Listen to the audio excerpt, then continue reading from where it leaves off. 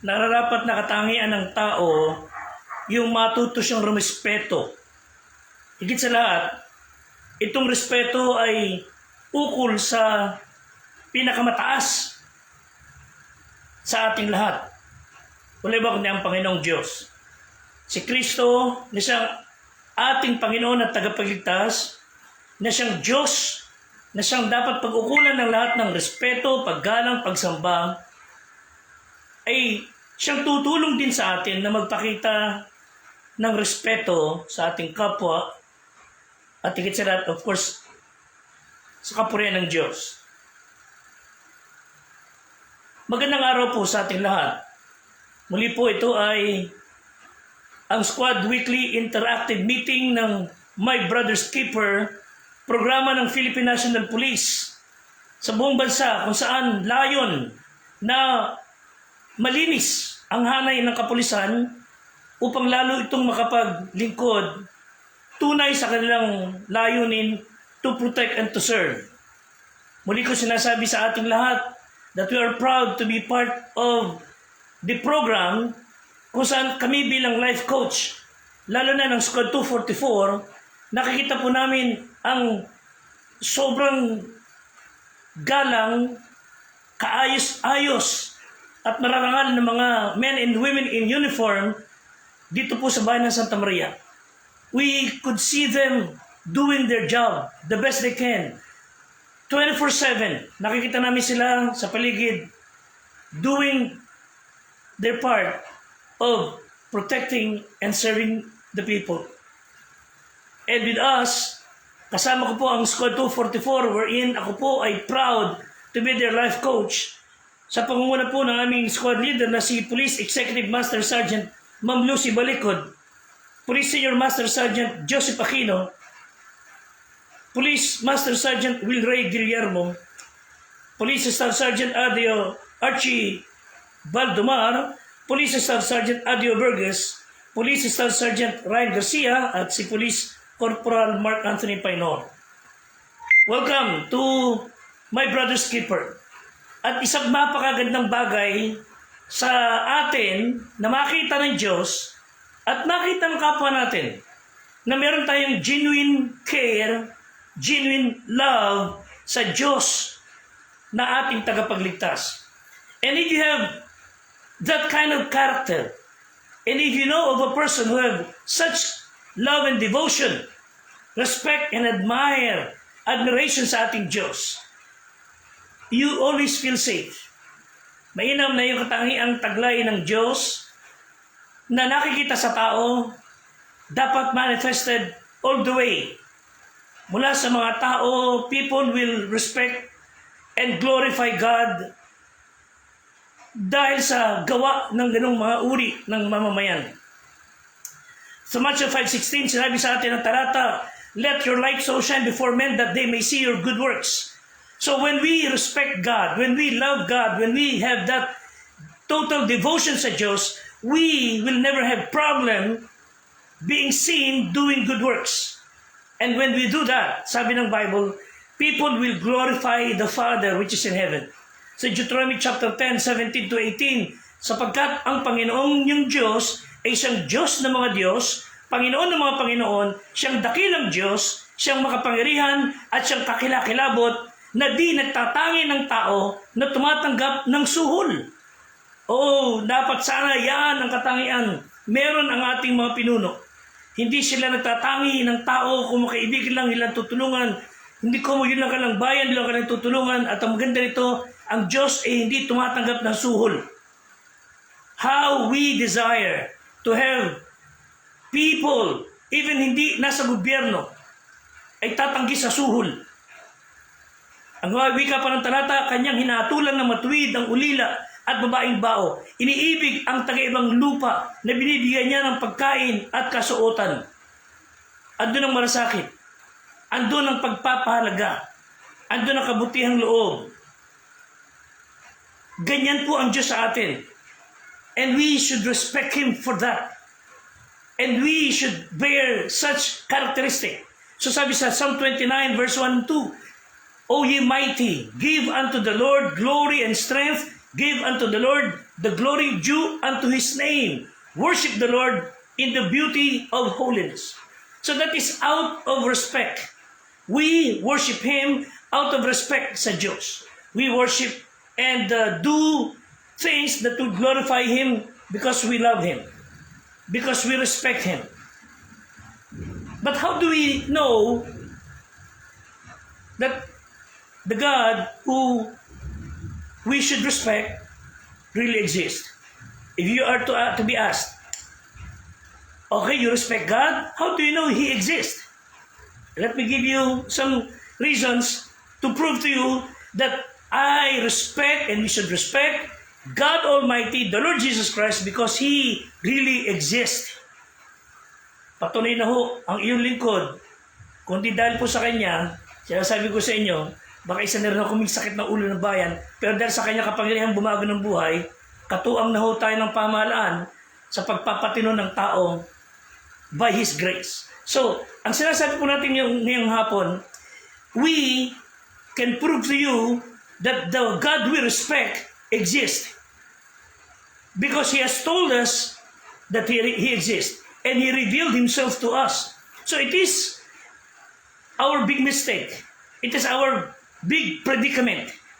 If God were silent, pero salamat sa Panginoong Diyos, He has communicated with us who He is, what He is like, and what His plan for us. Sabi nga ng isa, do you really believe that God exists? Sabi ng isa, siyempre, wala ka duda-duda. How do you know that they exist? Kausap ko lang siya kanina umaga sa panalangin.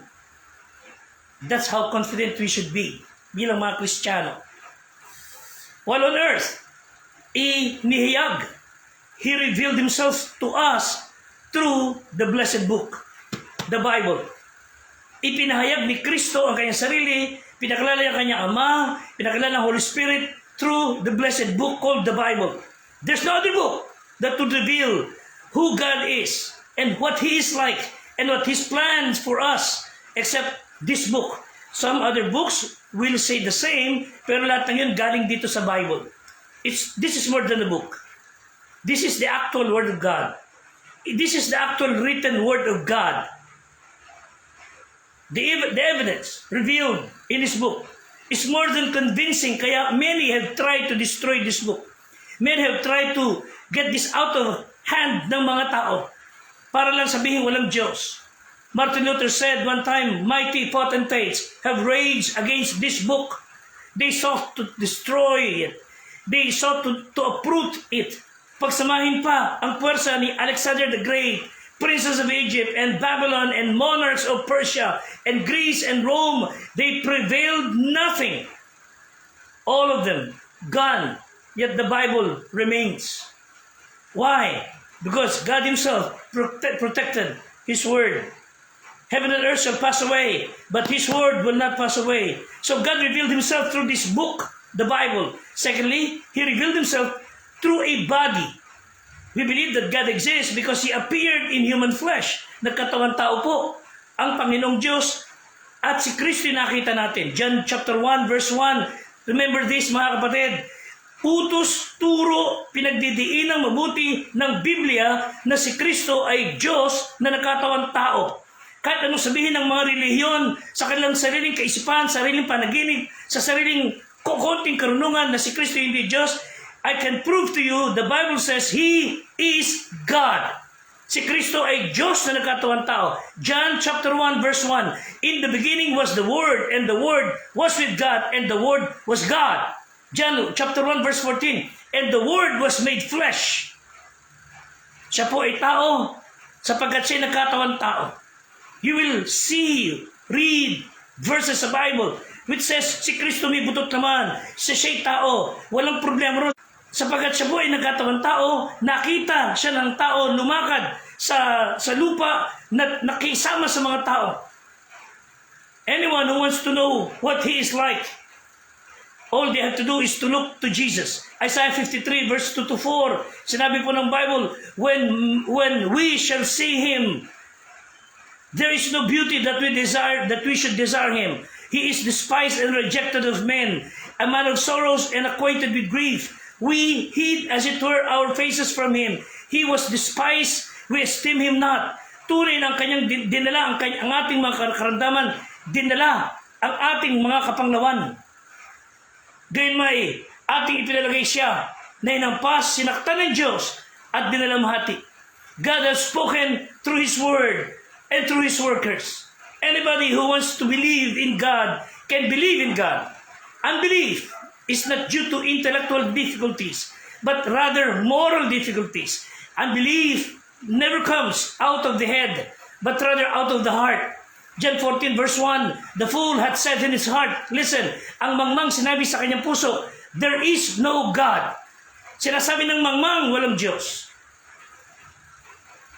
Sila ay mga napapahamak. Sila ay nagsisigawa ng kasuklam-suklam na mga gawa. Walang gumagawa ng mabuti. There's only one true God. There are many things about God that we cannot understand. Hindi natin kayang unawain lahat ng bagay tungkol sa, but we do not have to understand God in order to know Him.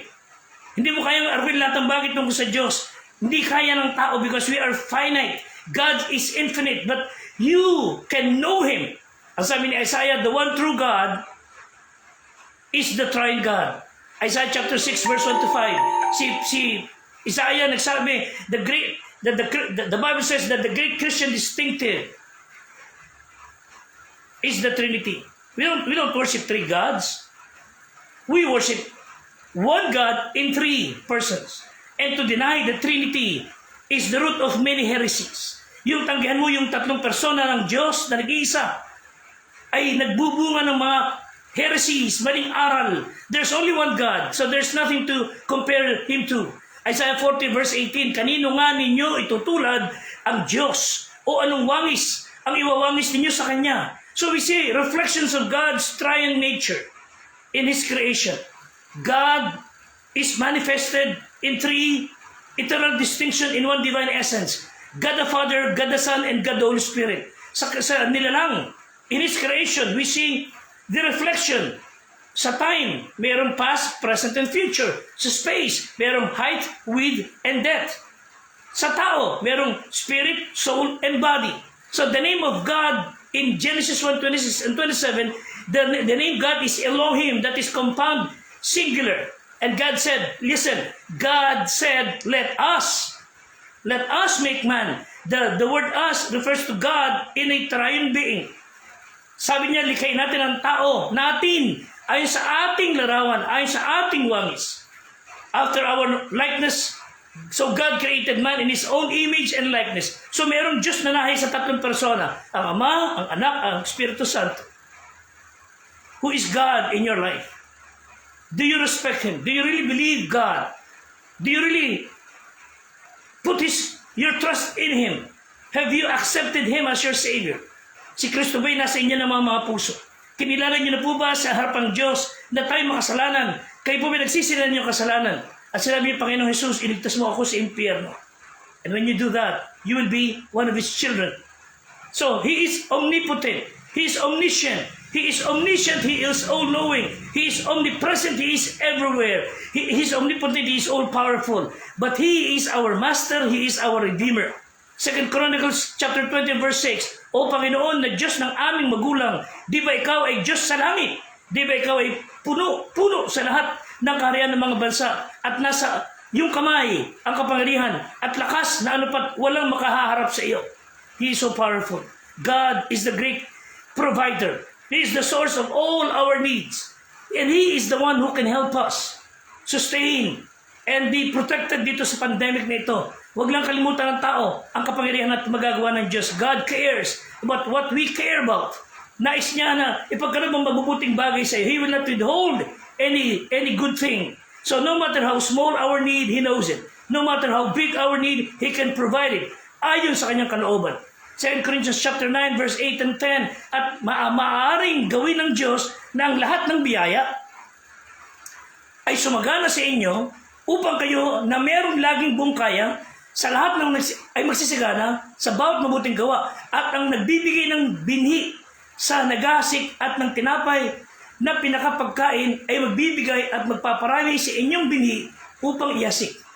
God is also our healer. He can heal not only our physical bodies, He also heals the heartaches and the pain and the mind na puno-puno ng confusion. He can set us free sa lahat ng bisyo at masamang bagay. He can set you free sa anumang kahinaan meron kayo. Would you allow Him? He can mend broken relationships. Exodus 23:25, at inyong paglilingkuran ang Panginoon yung Diyos, at kanyang babasbasan ang inyong tinapay at ang inyong tubig, at aking aalisin ang sakit sa gitna mo. Yun ang sabi niya. Walang babaeng makukunan o magiging baugman sa iyong lupain. Ang wika niya, ang bilang ng iyong mga araw ay aking lulubusin. Jeremiah 30:17, for I will restore health unto thee. I will heal thee of thy wounds, said the Lord. Psalm 147:3, kanyang pinapagaling ang mga may bagbag na puso at tinatalian niya ang kanilang mga sugat. What is the challenge? The challenge is, respect God in your life. John 15:15, hindi ko na kayo tatawaging alipin pagkat di nalalaman ng alipin kung anong ginagawa ng kanyang Panginoon. Ngunit tinatawag ko kayong mga kaibigan. Salamat sa Panginoon. He would consider us not only His sons, but His friends. As His friends, He will let us know His plan. Just obey Him. Just trust Him. You will come to know things na di mo na nalalaman unless you become close to Him.